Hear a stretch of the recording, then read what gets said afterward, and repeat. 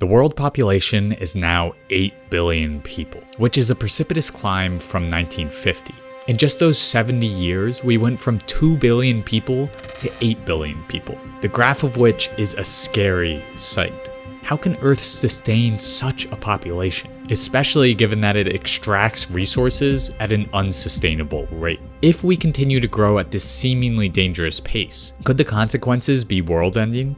Many voices on both the left and the right seem to think so. Mass population growth makes life worse for pretty much everybody. It was the growing human population that was the worst problem, destroying the forests in this area. But when we look below the surface, when we dive into the data, the research tells a different story. Overpopulation is a myth that, when wielded by the right, is a perfect excuse to control bodies, beef up borders, and incite racial violence. And when offered up by environmentalists, it completely misses the deeper causes of climate change. So today we dive into the specter of overpopulation, its roots, the fearmongers who wield it for violent means, and the damage a focus on population can have on both climate and society. This video is sponsored by Brilliant.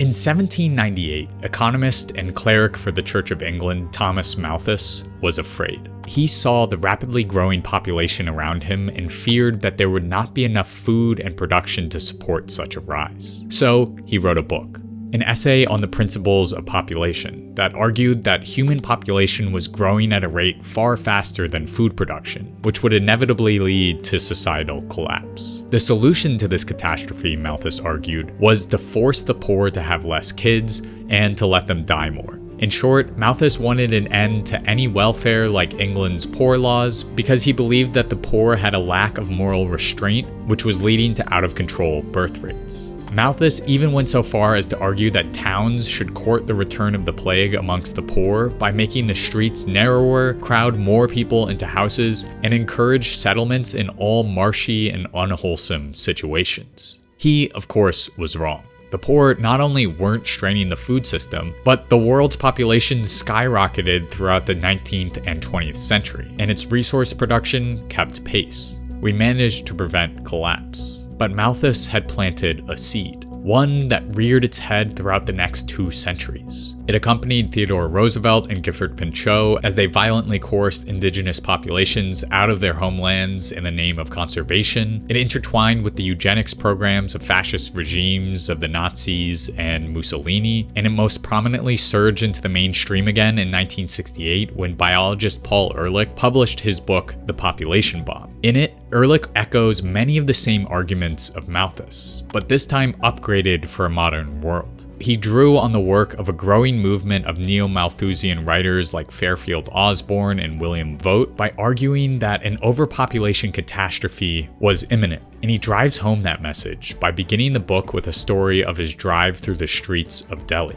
Steeped in condescension for the poor, much like Malthus, Ehrlich writes that the dirty, packed, and unlivable streets of Delhi are a sign of what's to come in a world with too many people. And Ehrlich's ideas struck a nerve. The book sold over 2 million copies and spurred the environmental movement into action. Ehrlich went on numerous talk shows to explain the importance of population control. If we want to avoid a tremendous rise in the death rate, we absolutely must have a tremendous decrease in the birth rate. And many who showed up to the first Earth Day in 1970 were there to raise awareness about overpopulation. But Ehrlich wasn't the only one in the 1970s to revive and popularize ideas of the specter of overpopulation. He was also accompanied by Garrett Hardin. And the more people you have, the more pollution you have. See, that won't get better. An American ecologist who married the crisis of overpopulation to racially charged solutions of private property and nationalism. Hardin penned 2 now often cited essays that deal with ecology and population, The Tragedy of the Commons and Lifeboat Ethics. While Tragedy of the Commons argued that private ownership of land is the antidote to environmental degradation and overpopulation, Lifeboat Ethics builds on that argument by asserting that in an overpopulated world, the lifeboat of the rich nations must protect themselves and their resources from the drowning poorer nations trying to clamber aboard. In short, Hardin is arguing that we need to build fortresses around rich nations in order to preserve resources from the over-reproducing masses of the imperial imperial periphery. As we'll see a little later, both Ehrlich's and Hardin's theories about population were wrong. But with Hardin and Ehrlich, we can see the branches of Malthusian thought translated throughout the political spectrum. While Ehrlich, a self-professed environmentalist, saw curbing population as a means of mitigating environmental destruction, Hardin saw population control through the lens of racial purity and property rights. These two strains have now solidified in the current population discourse, and now pervade a shocking amount of environmental and political conversations on both the right and the left. The racist traditions of Garrett Hardin and Thomas Malthus are by no means dead. They've just morphed to fit within a new era, one that's seen the rise of a far right drenched in ultranationalism and white supremacy, whose number one boogeyman is immigration. The relationship between fascists and climate change is a complicated one. And if you really want to dig into those ties, my next video on the rise of fascism in a warming world will do exactly that. And you can watch it early on Nebula right now. But what's crucial to know right now is that when those on the far right talk about building a racially pure nation by way of stopping and violently reversing immigration, they at times tie it to the threat of overpopulation. The foreign-born population is now growing by 132,000 people every month. Congress will bring in another million immigrants, and these countries, unfortunately, will be adding another 80 million people. Because if you look at the rise in Britain's population now, you will see that there is a really serious differential in the fertility of the immigrant population to the fertility of what you might call the indigenous population. So fractions of the far right have established a twisted response to the resource degradation and climate change they are seeing. One that adds a touch of green to their white nationalist visions, and one that continues the lineage of Hardin's lifeboat ethics and Malthus's thought. As Andreas Malm and the Zekin Collective note in their book White Skin, Black Fuel, the green nationalist ideology explains environmental degradation and ultimately global heating in two ways. The first is by claiming that population rates in the global south are out of control and are causing this ecological crisis. And the second is through the baseless accusations that immigration from the south to the north is causing climate change.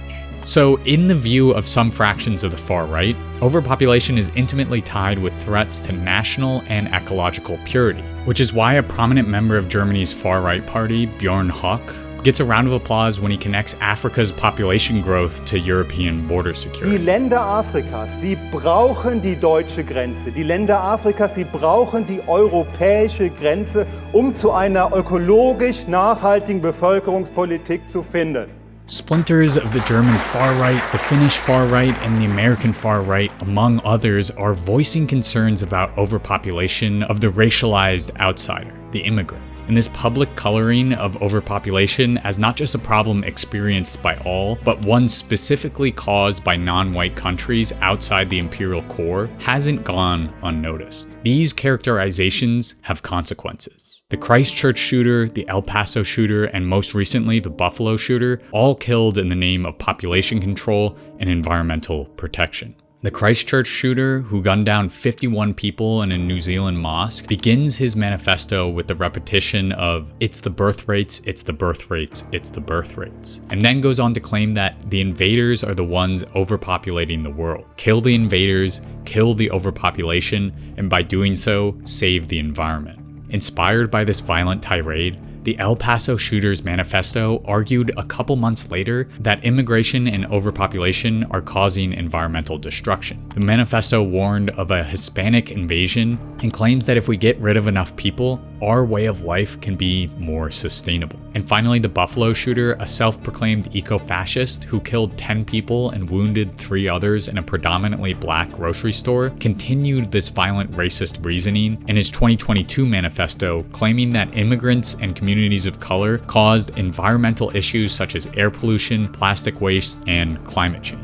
So the specter of overpopulation has tangible and violent ramifications on the far right. It's a myth that gives justification to the white nationalist racist rage boiling under the surface. But population control can also take shape in less immediately violent, but still equally traumatic state-sanctioned efforts. The extreme violence of fascist ideology has a history of bleeding into the policies of those that consider themselves more moderate. Indeed, the long history of panic about population growth is accompanied by a long history of sterilization and fertility control programs pushed by the imperial core onto the imperial periphery. In 1959, for example, the US Senate Committee on Foreign Relations recommended that foreign aid be given to developing countries who establish programs to check population growth. And 7 years later, President Lyndon B. Johnson made that recommendation a rule, setting off a series of US aid programs over the following decade sponsoring population control. Since 1965, the United States provided rapidly increasing support for population and family planning programs throughout the developing world. This fervor about population growth led to programs like the 21-month-long emergency period in India, where Prime Minister Indira Gandhi oversaw the mass sterilization of 8.3 million Indians in 1976. Most were predominantly men who were sterilized against their will. But this kind of population control was sadly common in the 1970s. The director of the US Office of Population boasted in 1977 that as many as 100 million women worldwide would be sterilized if various US-sponsored population programs met their goals. So in the latter half of the 20th century, the imperial core, and in particular the United States, used its financial dominance to coerce the imperial periphery to cull their populations. And while nations like the US sought to control populations of non-white nations, they were simultaneously sterilizing oppressed communities within their borders. About 7,600 people in North Carolina were sterilized, many of them forcefully. This is eugenics, plain and simple. Under the mythical threat of overpopulation, white nations and the white man at their helms sterilized millions of people of color. Whether or not these leaders of overpopulation believed in the threat or were wielding it as an excuse to build their racially pure nation is inconsequential. The end result is the same. But it wasn't and still isn't just the far right who are hyperbolizing the threat of population growth. Environmentalists on the left have also added fuel to the myth of the population bomb. In 2019, the liberal documentarian who brought us Bowling for Columbine and Fahrenheit 9/11, Michael Moore, executive produced a documentary on climate change called Planet of the Humans. The film claims that renewables will be inadequate to tackle the scope of climate change. So it argues that the only way to avoid this crisis is for environmentalists to face the threat of overpopulation and overindustrialization head on. The documentary latches onto a consistent thread that has appeared throughout the mainly white, male-dominated environmental movement since the 1960s. One that was popularized by Paul Ehrlich and has been perpetuated by the likes of Bill Nye, A growing population is a problem. David Attenborough, I can't think of a single problem that wouldn't be easier to solve if there were less people. and even Bernie Sanders. Would you be courageous enough to discuss population growth and make it a key feature of a plan to address climate catastrophe? Well, Martha, the answer is yes. All of these environmental figureheads express views about population that are not dissimilar to those on the right and the far right. There are too many humans on this earth, our numbers are destroying the natural world, and we have to decrease our population in order to save ourselves and the environment. Core to this theory is the belief that the rapid increase of people on this planet is causing a rapid increase in emissions. So to combat climate change, to combat food scarcity and environmental degradation, we must address population. Where the left slightly diverges from the right, however, are the solutions to the problem of overpopulation. Instead of outright eugenics, ethnic cleansing, or building borders to keep out the perceived overpopulation of immigrants, environmental advocates worried about overpopulation try to present possibilities of population control scrubbed clean of racial or class-based animosity. Many liberal environmentalists claim that the solution to overpopulation is not coercion or ethnic cleansing.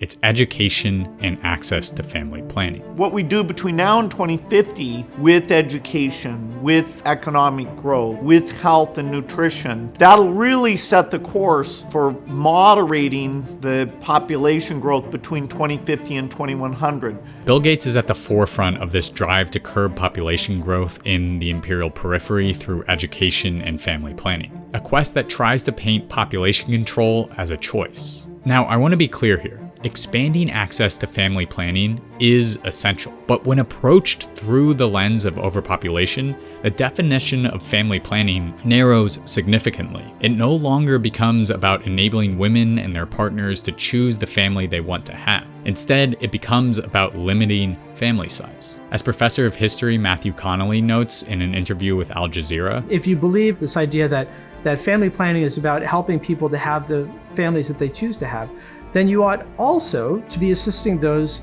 who are not able to have children and would like to. So what are the implications of an extremely wealthy white man like Bill Gates pushing his form of education and his form of birth control access onto those living in the imperial periphery? It seems as if Bill Gates and those who champion reproductive rights in the name of curbing population growth don't actually want reproductive rights. What they want is for women to have fewer kids. In addition, under the surface lies certain assumptions that tie back to the overpopulation myth's racist roots. It always seems to burden the poor, people of color, women, and those in the imperial periphery with problems that the Bill Gateses of the world are creating by accumulating mass sums of wealth. Indeed, those worried about overpopulation also always seem to be in the seat of power, whether Malthus, Attenborough, or Prince Philip, and the scapegoat of their perceived problem always seems to be those most historically robbed of power, poor women of color in the global south. The key here is that this myth of overpopulation drives a false and dangerous solution. A solution that is paternalistic in nature, that tries to save marginalized people from themselves. Regardless of the intentions behind this population control, the reality is that overpopulation is not a problem. Those who panic about population are not only missing the real drivers behind environmental degradation and climate change, but they're also devoting resources and time to solutions that at best are ineffective and at worst are harmful and violent. So let's look at what's actually happening with the global population and what really is the problem. As I said earlier, Earth is now inhabited by 8 billion people. And if the rapid rise of population over the last century scares you, you can take a deep breath and rest easy. The United Nations projects that the rate of population growth is slowing and might eventually decline. Specifically, by 2100, population should plateau at around 10.4 billion people. So the world population will not double itself indefinitely until it suddenly collapses as some feared during the 20th century. In fact, it seems that we will hit a point where population might start decreasing slowly. This slowing of global population growth is in part due to declining fertility rates and families choosing to have fewer kids across the world. It will not be because there's not enough food or resources. Indeed, we already grow enough food for 10 billion people. But for many, future population isn't really the problem. Overpopulation is supposedly a problem right now. Too many people are using too much land, too much fuel, and eating too much food. Not only does this argument ignore the fact that the imperial core uses far more resources and emits at much higher rates than the periphery, which means that an equal distribution of current resources would solve world hunger and poverty in one blow, but it also abstracts the reality of how and why people consume and create environmental destruction. As we see here, for example, emissions correlate much more tightly to GDP than population. 8 billion people living in a zero-carbon world will certainly create less of an impact than 8 billion people living in a fossil fuel guzzling world. And zooming into a national level, the population density of countries show that fewer people does not necessarily mean less emissions. For example, countries like Saudi Arabia, United Arab Emirates, and Qatar are all highly emitting countries, yet they are not densely populated at all. This shows that our impact varies greatly depending on the materials that are produced for our consumption. To put it another way, 3 million people using electric trams to get around will create less emissions than 500,000 people using gas-guzzling trucks. But the unfortunate reality of today's world is that companies can make more profit off of pickup trucks than electric trams. So that's what they produce, and that's what's available to us. 8 billion people are stuck in a fossil-fueled capitalist economy. So their only choice is to create emissions and extract resources endlessly. In short, as Martin Epson writes in The Socialist Worker, environmental degradation isn't the result of extra people, but of a system that blindly puts profits before the needs of people or planet. So we need to shift our focus away from population and instead put our energy towards a struggle to completely transform the way in which we produce and ultimately consume.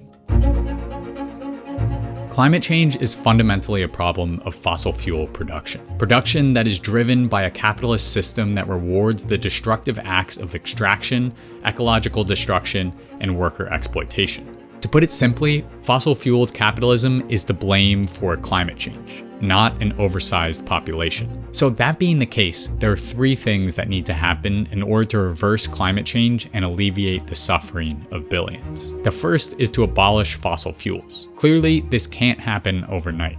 Nor does it mean an end to carbon dioxide emissions without a suitable alternative in its place. As scholar-activist Ruth Wilson Gilmore eloquently puts it, abolition is about presence, not absence. So while we dismantle the fossil fuel industry and all that is tied to it through blockades, valve turning, divesting, phone banking, and protesting, we must also simultaneously build up alternatives like hemp-based production, renewable energy grids, food co-ops, and so much more. But stopping and reversing climate change must also involve repairing centuries of the imperial core's violence towards oppressed groups inside and outside of their borders. Which brings us to the second task we must undertake: climate reparations. The imperial core and multinationals who've made a killing the planet and people must be forced or willingly channel financial and intellectual resources towards repairing the wounds they've caused. This must be done without a return on investment or any stipulations. Climate reparations at their core